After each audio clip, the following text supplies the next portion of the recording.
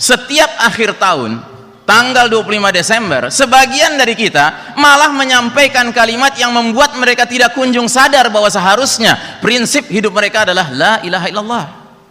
Dengan kita mengucapkan selamat Natal, sebuah ucapan yang membuat mereka semakin yakin bahwa kita umat Islam pun mengakui kebenaran keyakinan mereka. Ingat, apa sih yang mereka rayakan tanggal 25 Desember? Yang mereka rayakan hari kelahiran Yesus Kristus, kata mereka. Isa alaihissalam, kata kita. Dan bagi mereka Yesus Kristus itu siapa? Anak Tuhan, atau bahkan Tuhan itu sendiri. Kalau itu yang menjadi cara berpikir mereka dan keyakinan mereka, alangkah anehnya mereka sedang error, kita malah ucapkan selamat kepada mereka.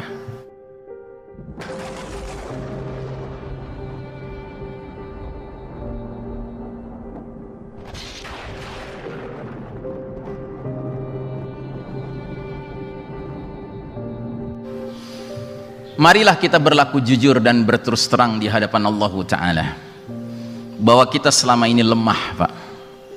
Apa yang Allah perintahkan khususnya dalam surat Ali Imran 64 ini belum kita kerjakan.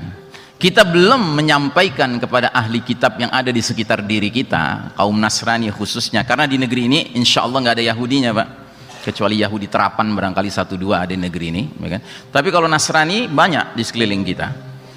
Mari kita berlaku jujur dan berterus terang, kita belum menyampaikan amanah dari Allah Ta'ala kepada mereka ini, untuk kita mengingatkan mereka bahwa antara kita dengan mereka sebenarnya ada satu kesamaan. Kesamaan apa itu? Kesamaan tidak mau menyembah kecuali Allah Ta'ala, dan tidak dibenarkan kita ini mempersekutukan Allah dengan sesuatu apapun. Dan yang ketiga, bahwa tidak mau diantara kita satu sama lain saling menyembah. Tidak ada, tidak boleh.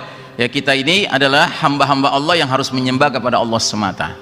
Nah, yang jadi masalah, kalau kita sudah mengakui hal ini, Pak, marilah kita beristighfar. Jangan sebaliknya, sudahlah amanah ini tidak kita kerjakan, malah sebaliknya, setiap akhir tahun tanggal 25 Desember sebagian dari kita malah menyampaikan kalimat yang membuat mereka tidak kunjung sadar bahwa seharusnya prinsip hidup mereka adalah la ilaha illallah. Dengan kita mengucapkan selamat Natal, sebuah ucapan yang membuat mereka semakin yakin bahwa kita umat Islam pun mengakui kebenaran keyakinan mereka. Ingat, apa sih yang mereka rayakan tanggal 25 Desember? Yang mereka rayakan hari kelahiran Yesus Kristus, kata mereka. Isa alaihissalam, kata kita. Dan bagi mereka Yesus Kristus itu siapa? Anak Tuhan, atau bahkan Tuhan itu sendiri. Kalau itu yang menjadi cara berpikir mereka dan keyakinan mereka, alangkah anehnya mereka sedang error, kita malah ucapkan selamat kepada mereka. Padahal justru seharusnya yang kita sampaikan kepada mereka, wahai orang Nasrani, wahai orang Yahudi, antara kita ada kesepakatan. Apa itu yang disampaikan Nabi Muhammad SAW, Nabi Musa alaihissalam, Nabi Isa alaihissalam? Apa itu? Alla na'budu illallah, janganlah kita menghamba kepada selain Allah Ta'ala. Jadi alangkah khianatnya kita. Seharusnya kita menyampaikan kepada mereka apa yang menjadi prinsip yang sama antara kita dengan mereka, malah sebaliknya, setiap akhir tahun kita tidak membuat mereka sadar akan kekeliruan mereka, malah kita mengucapkan selamat. Karenanya melalui mimbar yang mulia ini saya ingatkan diri saya dan kita semua di sini, kalau selama ini Anda lakukan hal itu setiap tanggal 25 Desember tahun ini, taubatlah, berhentilah. Karena apa? Karena seharusnya yang kita sampaikan kalimat di dalam ayat ini. Ingat pesan Nabi SAW, man kana yu'minu billahi wal yaumil akhiri falyaqul khairan aw liyasmut. Barang siapa iman kepada Allah dan hari akhir, hendaklah dia bicara yang baik saja atau diam.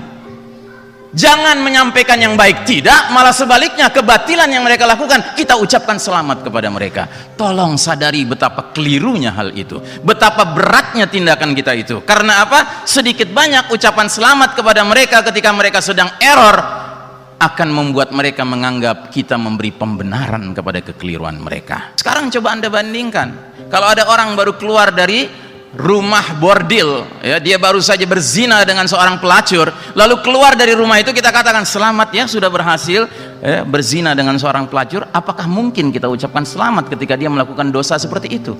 Dan ingat, menyalibnya dan mereka tidak membunuhnya, tetapi yang mereka salib dan bunuh adalah seseorang yang wajahnya diserupakan dengan wajah Isa alaihissalam. Lalu kemana Isa alaihissalam? Dijelaskan di ayat itu juga, di rangkaian ayat itu juga, surat An-Nisa Allah Ta'ala berfirman, barrafa'ahu Allahu ilaih, bahkan yang sebenarnya terjadi, Allah mengangkat Isa alaihissalam ke langit lalu ditahan. Sampai kapan? Sampai kelak nanti turun di akhir zaman. Bahkan di dalam hadis-hadis Nabi sampai sudah dijelaskan di mana bakal turunnya Isa alaihissalam. Isa alaihissalam akan turun fi manaratil baida fi syarqi Dimashq, di sebelah timur kota Damaskus, di sebuah menara berwarna putih. Dan ini menurut para ulama diyakini merupakan menara dari sebuah masjid yang bernama Masjid Al-Amawi atau Al-Umawi. Dan hari ini masjid tersebut ada, dan hari ini menara putih itu ada. Bahkan hari ini kaum Nasrani di Suriah, karena Syam, wilayah Damaskus ini adanya di negara Suriah, kaum Nasrani Suriah sendiri menyebut menara itu dengan sebutan the minaret of Jesus, menara Yesus, karena mereka yakin di menara itulah akan turunnya Yesus, kata mereka, dan kita Isa alaihissalam. Jadi saudaraku rahimakumullah, Isa alaihissalam akan menghancurkan salib. Isa alaihissalam akan membunuh babi. Bayangkan babi dibunuh oleh Isa alaihissalam. Kenapa? Karena babi pun telah menjadi fitnah bagi kaum Nasrani, yang entah dari mana awal ceritanya mereka sekarang menghalalkan daging babi, padahal sebenarnya Isa alaihissalam telah mengharamkannya, sebagaimana Nabi Muhammad SAW juga mengharamkannya. Saudaraku rahimakumullah, bukan itu saja, bahkan dikatakan bahwa Isa alaihissalam kelak nanti kalau sudah turun, dia akan menghapuskan jizyah. Tahukah kita apa itu jizyah? Jizyah adalah pajak yang dikenakan kepada kaum ahli kitab non muslim, Yahudi Nasrani, di sebuah negara yang memberlakukan hukum Allah Ta'ala, dikarenakan mereka ingin hidup di dalam negara yang berhukum Islam tetapi tidak memeluk Islam, maka sebagai gantinya dia harus membayar pajak, namanya jizyah. Dan ketahuilah, pajak non muslim di tengah-tengah negara Islam, di tengah sistem Islam, itu bukan mereka bayar tanpa balasan, Pak, ada balasannya. Negara Islam wajib menjamin 3 hal pada diri mereka kalau mereka rajin, disiplin, patuh membayar jizyah setiap tahun. Apa itu balasannya? Pertama, nyawa mereka dijamin keselamatannya. Bahkan kalau ada serangan kepada negara Islam dari musuh-musuh Islam, mereka tidak perlu ikut berperang melawan musuh itu. Mereka duduk manis di rumah, biar tentara Islam yang membela mereka, melindungi mereka. Yang kedua, dijamin harta mereka. Harta mereka tidak boleh diutak-atik, karena itu harta dari orang-orang yang menjadi warga yang baik di dalam negara Islam. Dan yang ketiga, mereka dijamin kebebasan berkeyakinannya, beragamanya, beribadahnya, dengan syarat mereka tidak boleh beribadah kecuali di tempat ibadah mereka atau di rumah mereka. Di luar tidak boleh mereka beribadah. Kenapa? Karena itu negara yang memberlakukan hukum Islam. Jadi saudaraku rahimakumullah, Isa alaihissalam akan menghapus aturan ini. Tidak ada lagi pilihan jizyah. Yang ada cuma 2 pilihan. Pilihan pertama, Isa alaihissalam akan menawarkan aslim taslam, masuk Islamlah kalian, niscaya kalian akan selamat dunia dan akhirat. Tapi kalau tidak mau, maka Isa alaihissalam akan membunuh setiap ahli kitab yang masih ngeyel juga, setiap orang kafir yang masih ngeyel juga, tidak mau mengikuti agama Nabi akhir zaman, Nabi Muhammad sallallahu alaihi wasallam. Dan kenapa demikian? Karena turunnya Isa alaihissalam merupakan tanda bahwa dunia sudah memasuki injury time. Waktu berakhirnya dunia sudah dekat sekali.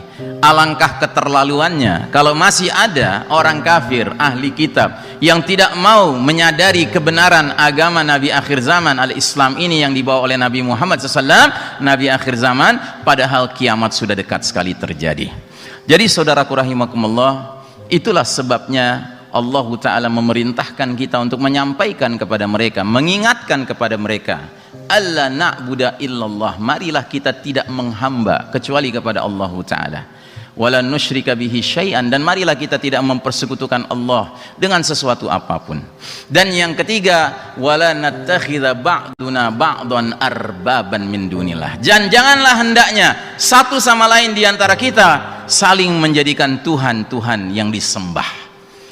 Kalau ini sudah kita sampaikan, mereka tetap tidak mau juga mengakui kesepakatan perjanjian tauhid ini. katakan kepada mereka, ishhadu bi annana muslimun, saksikanlah kami ini kaum muslimin. Aqulu qawli hadza fastaghfirullah li wa lakum, innallaha huwal ghafurur rahim.